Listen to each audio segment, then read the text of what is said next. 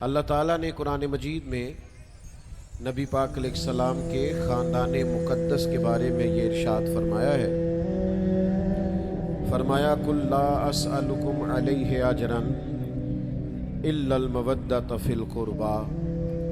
اے محبوب علیہ السلام، آپ اپنے غلاموں سے فرما دیں کہ میں تبلیغ دین پر تم سے کوئی اجر نہیں مانگتا، الا المودۃ فی القربى، بس میرے قریبیوں سے محبت کرتے رہے۔ نبی کریم صلی اللہ تعالی علیہ وسلم نے بیان فرمایا، حضور فرمانے لگے کہ اللہ تعالیٰ سے محبت کرو، وہ تمہیں رزق عطا کرتا ہے، اور مجھ سے محبت کرو، میں اللہ کا رسول ہوں، اور میری اہل بیت سے پیار کرو کیونکہ میری اولاد ہے۔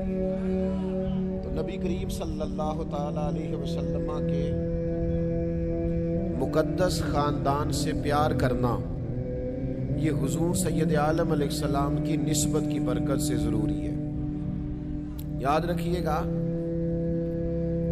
کہ دنیا میں سب سے زیادہ مضبوط وہ شخص ہوتا ہے جو اپنے گھر کے اندر مضبوط ہوتا ہے۔ جو لوگ گھر کے دکھوں میں، گھر کی آزمائشوں میں، گھر کے مسائل میں گھرے رہتے ہیں، وہ باہر بھی کوئی کارنامہ سر انجام نہیں دے پاتے۔ نبی کریم صلی اللہ تعالی علیہ وسلم نے ہمیں ایک گھر بنا کے دکھایا ہے۔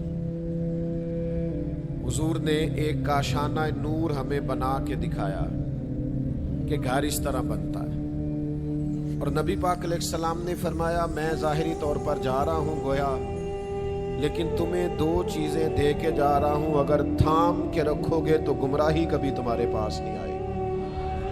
یا رسول اللہ صلی اللہ علیہ وسلم، وہ دو چیزیں کون سی ہیں؟ تو فرمایا کہ اللہ کا قرآن دے کے جا رہا ہوں، دوسرا اپنا خاندان دے کے جا رہا ہوں۔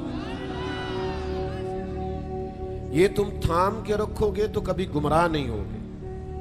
حضور کا خاندان کیسا تھا، ان کا طرز حیات کیسا تھا، دو چار باتیں آپ کی خدمت میں عرض کرنی ہے۔ سب سے پہلی بات تو یہ ہے کہ نبی پاک علیہ السلام کے خاندان نے انتہائی سادہ زندگی گزاری ہے۔ یہ جو آج ہم بہت زیادہ خواہشات میں پڑ گئے ہیں اور لمبے چوڑے خرچے بنا لیے ہیں، اور ضروریات کی بجائے خواہشات کا سارا مسئلہ بن گیا ہے، مہنگے لباس، مہنگے گھر، مہنگی گاڑیاں۔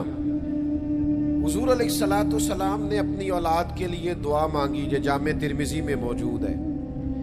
کریم اللہ کی بارگاہ میں عرض کرنے لگے، اے اللہ، ایک وقت روٹی دینا اور ایک وقت فاقہ دینا۔ یہ دعا حضور نے مانگی ہے، اے اللہ ایک وقت روٹی دینا اور ایک وقت۔ آج کوئی یہ دعا مانگتا ہے؟ چلیں عام لوگوں کو تو چھوڑیں، مولوی پیر بھی مانگتے، حضور نے مانگی ہے، اے اللہ ایک وقت روٹی دینا اور ایک وقت فاقہ دینا۔ کہا اے اللہ جب تو مجھے رزق عطا کرے تو میں تیرا شکر ادا کروں، اور جب تو فاقہ دے تو پھر میں تیری بارگاہ میں التجا کروں۔ تو یہ سادہ طرز زندگی خود نبی کریم علیہ السلام نے اللہ سے مانگا ہے۔ حضرت عائشہ صدیقہ رضی اللہ تعالیٰ عنہ فرماتی ہیں، کئی دن گزر جاتے تھے، گھر میں چولہا نہیں جلتا تھا، کھجور اور پانی پہ گزارا کر لیا کرتے تھے۔ یہی حضور نے طرز زندگی اپنی اولاد کو بھی سکھایا۔ اللہ کے محبوب علیہ السلام سیدہ فاطمہ رضی اللہ تعالی عنہا کے کاشانہ نور میں تشریف لے گئے تو سیدہ پاک نے نئے پردے لگوائے تھے اور کچھ بازو پہ نئے کنگن پہنے تھے۔ حضور واپس تشریف لے آئے۔ سیدہ پاک نے مولا علی شیر خدا رضی اللہ تعالی عنہ کی خدمت میں عرض کیا، کریم آئے تھے، کوئی بات ہی نہیں کی، لوٹ گئے۔ مولا علی شیر خدا حضور کی عالی مرتبت بارگاہ میں حاضر ہوئے، یا رسول اللہ کیا ہوا؟ تو حضور فرمانے لگے، فاطمہ نے کنگن پہنے ہیں اور نئے پردے لگائے ہیں، میرا اور دنیا کا آپس میں کیا تھا؟ تو حضور سید عالم صلی اللہ تعالی علیہ وآلہ وسلم نے سادہ طرز زندگی اپنے گھر والوں کو سکھایا۔ تو میرے پیارے بھائیوں، بالخصوص نوجوانوں، اپنی زندگی میں سادگی لائیں، اس سے برکت ہوتی ہے، اور سادہ طرز زندگی پھر بھی آسان ہوتا ہے۔ دوسرا، نبی پاک علیہ السلام کے خاندان کا کمال دیکھیے۔ آپ سیدہ پاک حضرت فاطمہ رضی اللہ تعالیٰ عنہ کی سیرت پڑھ لیں، حضور علیہ السلام کی سیرت نور پڑھ لیں، آپ کو ہر سیرت نگار یہ لکھتا ہوا نظر آئے گا کہ مہینہ مہینہ چولہا نہیں جلا، ہر سیرت نگار پر۔ پتہ مزے کی بات کیا ہے؟ وہی سیرت نگار چند صفحے آگے جا کے یہ بھی لکھے گا کہ جو دروازے پہ آیا ہے اسے جھولی بھر کے عطا فرمایا گیا۔ دو جہاں کے شاہ ہیں پر پاس کچھ رکھتے نہیں، دو جہاں کی نعمتیں ہیں ان کے خالی ہاتھ میں۔ تو میرے عزیز، سخاوت بڑی کی، بانٹا بڑا، دیا بڑا۔ یعنی امام حسین رضی اللہ تعالیٰ عنہ کے پاس ایک سائل آ گیا تو آپ نے فرمایا تھوڑی دیر ٹھہرو، تھوڑی دیر کے بعد رقم آئی، آپ نے اسے دی تو 1000 دینار دیے، اور دینے کے بعد کہنے لگے معذرت کرتا ہوں آپ کو تھوڑا انتظار کرنا پڑا۔ یعنی خود بھیک دیں، خود ہی کہیں منگتے کا بھلا ہو۔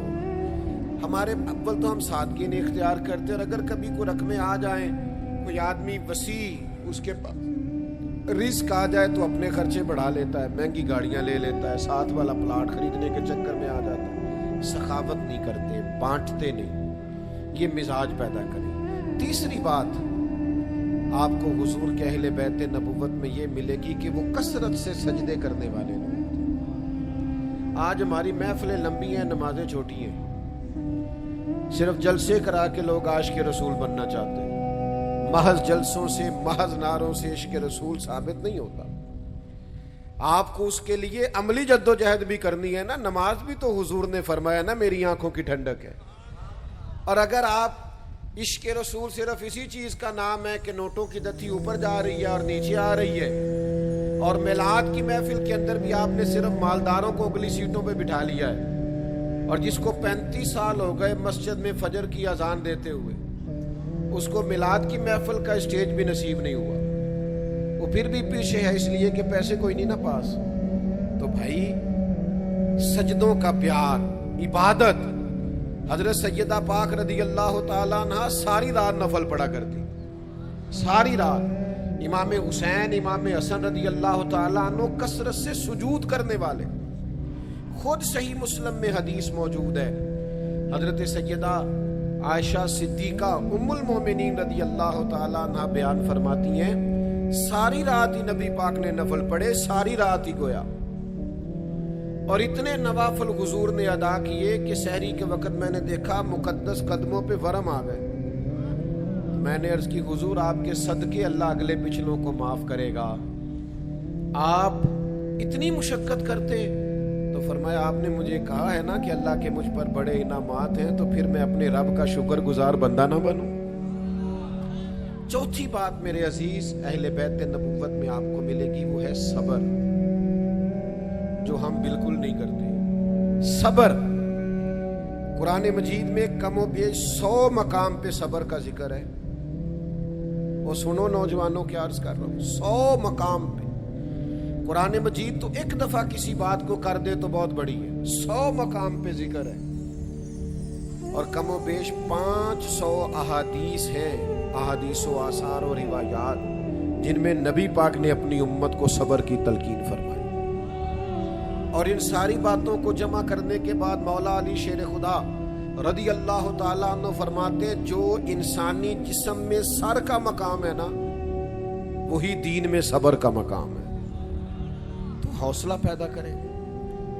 ہم اپنے گھر میں بھی مسائل کو حل کرنے میں بھی بہت ساری جگہوں پہ ہم کچھ بے صبری کا مظاہرہ کرتے ہیں۔ اس کا لازمی نتیجہ یہ نکلتا ہے کہ جلد بازی کی وجہ سے فیصلے درست نہیں ہوتے، پریشانیاں بھی بڑھتی ہیں، اور بعض اوقات تلخیوں میں بھی اضافہ ہوتا ہے۔ تو میرے عزیز، کرنے کا کام یہ ہے کہ حوصلہ پیدا کریں، صبر پیدا کریں، اطمینان پیدا کریں۔ آپ کو نا حضور کی اولاد پاک میں استقامت بڑی ملے گی۔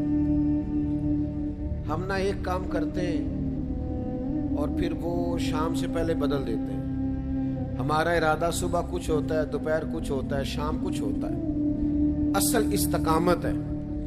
اللہ کے حبیب علیہ السلام نے فرمایا، وہ عمل اللہ کو زیادہ پسند ہے جو تھوڑا کیا جائے پر ہمیشہ کیا جائے۔ अपने अंदर ठहराव पैदा करें। मुझे बहुत सारे दोस्त कहते हैं जी मैं नमाज में शुरू करता हूँ फिर थोड़े दिनों के बाद छोड़ देता हूँ, मेरा नमाज में दिल नहीं लगता। तो मैं उनसे कहता हूँ नमाज तो अल्लाह की इबादत है, दिल ना भी लगे फिर भी पढ़नी है। इसका क्या मतलब हुआ कि मेरा दिल नहीं लगता? दिल तो सवेरे दुकान पे जाने को भी नहीं करता, पर क्यों नहीं छुट्टी करते? जाते हो। तो मामला तो ये है कि इबादत में आपने तवज्जो देनी, इस्तिकामत इख्तियार करनी, कमजोर ना पड़ा करें। ये आजकल लंबी देर तक जो लोग मोबाइल इस्तेमाल करते हैं उनकी फजर मिस होती है। खुदा रहा, अल्लाह से डरे। अपनी नमाज के मामले में अपने आप को इस्तिकामत वाला बनाएं, अपनी इबादत के मामले में अपने आप को इस्तिकामत वाला बनाएं। अपने माहौल के अंदर आप तकवा लेके आए, परहेजगारी लेके आए, खूबसूरती लेके आए।